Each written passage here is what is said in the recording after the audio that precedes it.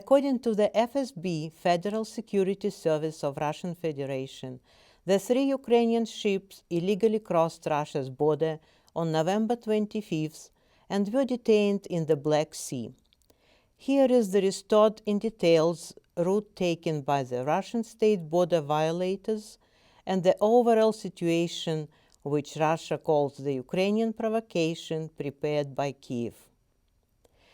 At dawn on November 25th, the group of 3 Ukrainian vessels entered the territorial waters of Russian Federation. It's a coastal stretch of sea for 22 kilometers or 12 nautical miles wide. The small boats Nikopol and Berdyansk, accompanied by the tugboat Yanukapu, headed right towards the Kerch Strait and strategically important Russian infrastructure, the Crimean Bridge, although the Ukrainian command filed no prior notice. It is worth noting that Ukraine is aware of the procedure for crossing Russia's territorial waters by warships. They followed it earlier in September. Even if the notification of crossing the Kerch Strait was sent, as Ukrainian side states, the permission for that was not received. In spite of that, the Ukrainian military ships crossed Russia's state border at 7 a.m. and didn't submit to the orders by the Russian border guard service officers and tried to blatantly sail from the Black Sea to the Sea of Azov. Later, the Western world would say that Ukrainians had the right to do so because Crimea is a part of Ukraine.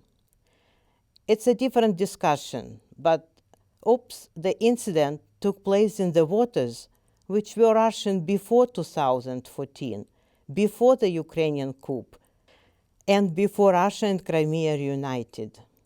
In fact, the Ukrainian ships violated Russian law. In fact, they were armed naval ships, so they posed a threat to the civilian population. Plus, Ukrainian military earlier warned Russia about the intention to blow up the Crimean Bridge. 2 of 3 Ukrainian ships were equipped with quite powerful weapons, the Beria missile systems capable of penetrating 30 inches of hard armor from 3 miles away. That's why increased security measures were taken. Russian jets and helicopters ensured safety in the air. That's why border guard service officers tried to literally push the Ukrainian ships out of Russian territorial waters. The Ukrainian soldiers didn't respond to the attempts to find out their reason and purpose to be in Russian waters. Moreover, they committed aggressive and unpredictable maneuvers. Russian response was preventive. The border guard service officers even fired on warning shots, but still they had to use weapons and board the Ukrainian ships. 3 sailors were injured. Only after that, the violators stopped resisting and shut off the engines. It was about 6 miles away from the entrance to the Kerch Strait. At this point, Ukrainian Naval Command allegedly decided to support the operation and sent another 2 small military boats from Berdyansk to the scene. This fact is an additional confirmation that all this was conceived as a provocation. There was no military sense in the second raid, given the disparity in the forces. Most likely, they were the backup for the first group in case the provocation failed. When it became known that the first group was detained in full, both Ukrainian boats returned to Berdyansk. The Ukrainian sailors grossly violated Articles 19 and 21 of the UN Convention on the Law of the Sea. They state that any ship, including military ones, may take a peaceful passage in the waters of another state without using weapons or committing provocative actions. But the most important thing is that they must abide by the safety rules and standards established by the host country.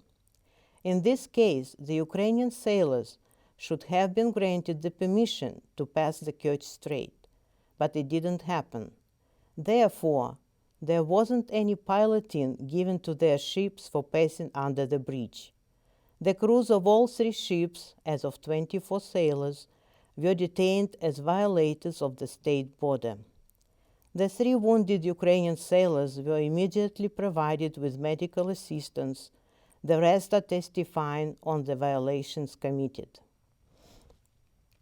As it came out, on board of the vessels were 2 SBU officers, that is, Ukrainian intelligence agents. The detained captain Vladimir Lisavoy said that he consciously ignored the Russian orders to stop. Ukrainians had machine guns and small arms on board. He knew that the actions of Ukrainian vessels were provocative, but they followed the order to move from Odessa to Mariupol through Russian waters without permission to do it.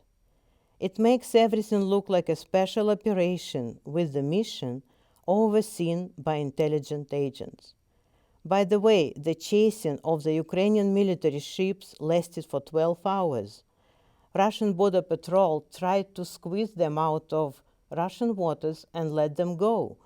But the order to Ukrainian ship was different.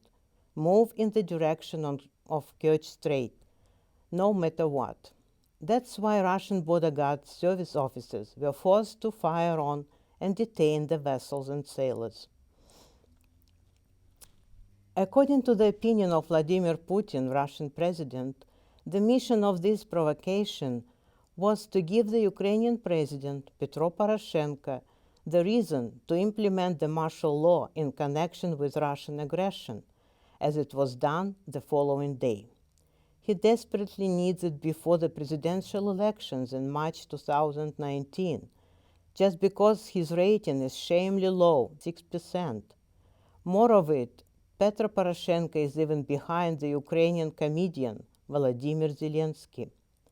With martial law implemented in 10 provinces with the lowest presidential rating, the Poroshenko's opposition lost a chance to campaign and criticize him.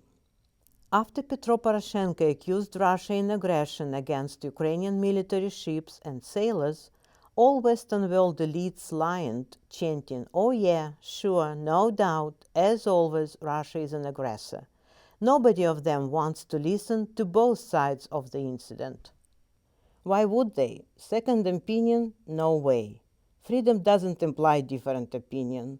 It is so convenient, without any investigation, rush to the media, accuse Russia, and here you are, more sanctions. Pure sanctions addiction. Thanks for watching.